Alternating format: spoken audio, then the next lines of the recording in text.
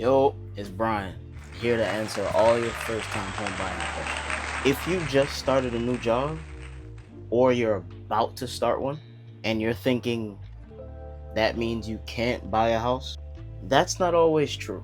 A new job doesn't automatically disqualify you from being pre-approved, but you do need to know what lenders are actually looking for, so you don't waste time, lose a deal, or get surprised by underwriting later. Here's the truth. A pre-approval is basically a lender saying, based on what we see right now, you look good enough to buy up to this amount. With a new job, the lender is going to focus on predictability and stability. They want to know, is your income likely to continue? And does it match your work history? So let me break it down in English in 5 points.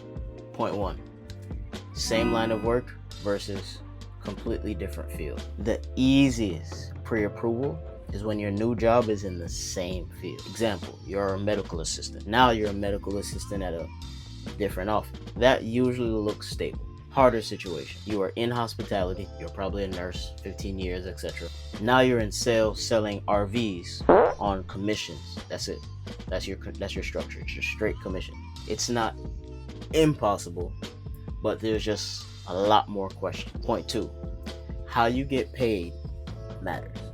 This part is huge. If you are W-2, salary, or hourly, you can often get approved with a pay stub or offer letter, sometimes even before your first day, depending on the loan program and the lender, of course. If you're commission-based, bonus heavy, or 1099, lenders usually want a track record. Most of the time that means a longer history, because that income can fluctuate. So if you just switched into a 1099 role like literally last month, a pre-approval is going to be a little bit tougher for you, but there are still plays depending on your full file. Point 3, offer letters, pay stubs, start date. Here's what your lender normally wants to see on your new job. Offer letter that clearly states your pay, your start date, and position. Proof you've started at least one pay stub, but again, depending on the lender, as long as you have that offer letter, usually is concrete enough. And sometimes they'll verify that this is actually a permanent position and not just like a little temporary gig, just to make sure you're going to be able to pay them their money back. If you haven't started yet, some lenders can work with the offer letter. They may add conditions like you have to start working before closing, or you have to provide a pay stub before final approval. Point 4, gaps in employment and probation periods. If you had a gap before this new job, like you were out of work for a couple months, a few months, a year, that's not always a deal breaker, but the lender is gonna ask why. Remember, these people want to make sure you can pay them their money back. Most lenders don't even deny you based on your probation period. Like, again, we're human. They care more whether the job is permanent and is likely to continue, like once you're back on out of your probation period. So what can really slow you down in this point, if it's just like a temporary job, a little side gig, seasonal, or contract with an end date. Point 5, the rest of your file still matters. Even if you have a job, you still have to qualify on the basic.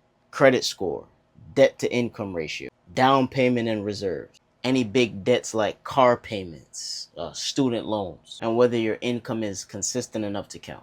Sometimes you can still get approved fast because your credit is great and your debt to income ratio is super low. Or other times your new job is fine, same field, same everything, but now your debt to income ratio is super high. And that will be the thing that kind of blocks you. So can you get pre-approved with a new job? Yes, 100%. If you are a W-2 and your income is stable, you have an offer letter and you can show you started, stayed in the same or similar line of work, your overall credit and debt makes sense. It's trickier if you just switch to 1099 or commission only, your income is not guaranteed or consistent yet, you have a big employment gap with no explanation.